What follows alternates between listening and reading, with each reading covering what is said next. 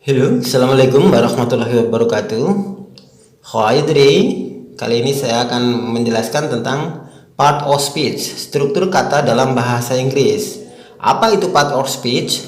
Part of speech adalah jenis-jenis kata yang merangkai satu kalimat menjadi padu dan memberikan pemahaman pada pembaca atau pendengarnya. Sebenarnya, secara teoritis, mengenai pengertian part of speech, satu persatu tidaklah terlalu penting. Yang terpenting adalah bagaimana cara menggunakannya sesuai kaidah grammar dalam bahasa Inggris. Dan pada akhirnya akan kembali ke grammar lagi, bukan? Jika kamu kesulitan mempelajari grammar, jalan alternatifnya adalah belajar part of speech. Kali ini saya akan menjelaskan secara singkat mengenai pengertian part of speech beserta contoh-contoh dan komponennya. Seperti yang sudah saya jelaskan sebelumnya, part of speech sebenarnya mengacu pada kata-kata menyusunan sebuah kalimat. Dalam bahasa Inggris, sebuah kalimat bisa dikatakan utuh jika mengandung minimal verb dan noun. Selain verb dan noun, setidaknya ada sekitar 4 sampai dengan 5 komponen yang dibutuhkan untuk membuat satu kalimat utuh. Oke, berikut saya akan jelaskan 8 part of speech. Yang pertama, noun, kata benda. Kedua, verb, kata kerja. Ketiga, adjektif, kata sifat. Keempat, adverb, kata keterangan. 5, pronoun, kata ganti. 6, preposition, kata depan. 7, conjunction, kata penghubung. Dan 8, interjunction. Oke, yang pertama adalah noun, kata benda. Merupakan suatu kata yang menunjukkan benda, nama orang, tempat, binatang, maupun tumbuhan. Contoh, nurse, employee, doctor, witness. Contoh dalam kalimat, I am a nurse. Nurse adalah benda. You are an employee. Employee adalah benda. Nah, dalam noun sebetulnya ada 4 jenis ya. Noun berdasarkan wujudnya, yaitu noun dapat dibedakan menjadi 2, yaitu concrete noun dan abstract noun, yaitu bisa dilihat atau tidak bisa dilihat. Kemudian berdasarkan jumlahnya, noun dapat dibedakan menjadi 2, yaitu countable and uncountable noun. Nah, dalam hal ini ada pembahasan materi noun tersendiri. Bisa dilihat dalam links description-nya. Oke, kita lanjut ke verb. Verb adalah kata kerja, merupakan suatu kata yang menunjukkan suatu pekerjaan, aktivitas, atau kondisi. Contoh, nurse buys kidney disease in pharmacy. Kata kerjanya adalah buy. Kenapa pakai s? Karena ini adalah present. Bisa dilihat contoh pembahasan kata kerja di link deskripsi bawah. Kemudian Agustin bring her sister to hospital. Jadi bring di sini adalah sebagai kata kerja. Nah, sedangkan kata kerja sendiri itu dibagi menjadi berbagai macam. Ada sekitar 5 macam verb. Yang pertama, ordinary verb, auxiliary verb, linking verb, transitive verb, dan intransitive verb. Nah, di pembahasan verb ada tersendiri pembahasannya, ada juga di link description di bawah. Part of speech yang ketiga adalah adjektif, atau dalam bahasa Indonesia disebut sebagai kata sifat. Adjektif adalah kata yang digunakan untuk mendeskripsikan sebuah noun atau pronoun. Seperti namanya, penggunaan adjektif bertujuan menjelaskan ciri-ciri atau karakteristik yang melekat pada suatu benda. Contoh, Suli is beautiful nurse. Nah, beautiful ini menerangkan seorang perawat yang cantik. I buy an expensive car. Nah, expensive ini menerangkan car. Oke, kita lanjut ke adverb. Part of speech yang keempat. Adverb adalah kata keterangan. Adverb merupakan suatu kata yang digunakan untuk menjelaskan adjektif, kata sifat, verb, kata kerja, dan adverb, kata keterangan lainnya. Adverb atau kata keterangan dibagi menjadi berbagai macam. Contoh 1, adverb of manner, adverb of place, adverb of time, adverb of degrees, adverb of modality, adverb of frequency, and then adverb of focus.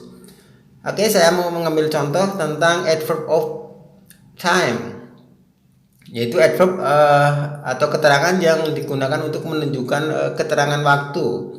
Contoh ada yesterday, tomorrow, and Sunday. For example, a doctor went to the hospital yesterday. Nah, yesterday ini adalah sebagai keterangan. Oke, contoh berikutnya, nurse goes to the hospital now. Nah, kata now ini sebagai keterangan waktu. Di adverb ada pembahasan lebih lanjut juga di link description bawah. Oke, kita lanjut ke pronoun. Pronoun adalah kata yang digunakan untuk menggantikan noun, bermanfaat untuk menghindari pengulangan noun, subjek, dan objek. Secara umum, pronoun terdiri dari I, you, we, they, she, he, dan it. Tetapi selain itu banyak jenis pronoun lainnya. Oke, contoh. I buy you medicine. It is on the table. Nah, it di sini ini merupakan kata refer atau merujuk sama medicine. Jadi nggak mengulang kembali kata tersebut. Contoh berikutnya, my friend Sakian is a doctor. He lives in Cilacap.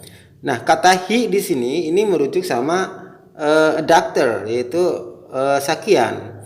Jadi tidak diulang lagi menggunakan kata nama yang tadi. Preposition. Preposition kata depan merupakan kata yang digunakan untuk menunjukkan hubungan antara noun dan pronoun atau kata yang lainnya dalam sebuah kalimat. Preposition atau kata depan biasanya dihubungkan dengan noun, kata benda, verb, kata kerja, dan adjektif, kata sifat. Contoh, in, on, at, up, and down. Contoh dalam kalimat, doctor was speaking in the doctor's rooms. Nah, in di sini menunjukkan sebuah preposisi atau preposition yang menerangkan ruangan doctors. Kemudian, nurse puts an injection on the table. Di sini preposisinya adalah on the table, menerangkan di atas meja. Oke, part of speech yang ketujuh adalah conjunction. Conjunction adalah kata penghubung. Merupakan kata yang digunakan untuk menghubungkan kata, frase, maupun klausa yang setara maupun tidak setara. Conjunction atau kata penghubung dapat dibagi menjadi dua. Yang pertama, coordinate conjunction. Ini merupakan conjunction atau kata penghubung yang memiliki fungsi menghubungkan kata atau klausa yang setingkat atau setara. Kemudian yang kedua, subordinate conjunction, yaitu conjunction atau kata penghubung yang memiliki fungsi menghubungkan dua hal yang tidak setara. Oke, contoh dalam kalimat, this is a useful rule but difficult to remember. This is a useful rule but difficult to remember. Nah, conjunctionnya di sini adalah but. Ya. But menggabungkan antara dua kalimat. I love Zuli and Tina. Dan di sini ada and menggabungkan antara Zuli dan Tina. Oke, part of speech yang terakhir adalah interjection. Interjection atau kata seru merupakan kata yang digunakan untuk menggambarkan perasaan seseorang secara tiba-tiba, baik secara terkejut, marah, takut, senang, maupun yang lainnya. Contoh, oh my God, oh Tuhan, get out, keluarlah, get out, keluarlah, help me, bantu saya, dan lain sebagainya. Contoh dalam penerapannya, bravo, you got an gold. Hooray, we are going to holiday. Nah, ini adalah contoh-contoh dari kata seru.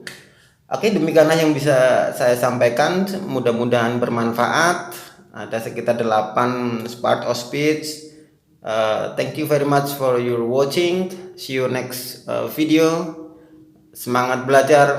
Salam merdeka belajar. Assalamualaikum warahmatullahi wabarakatuh.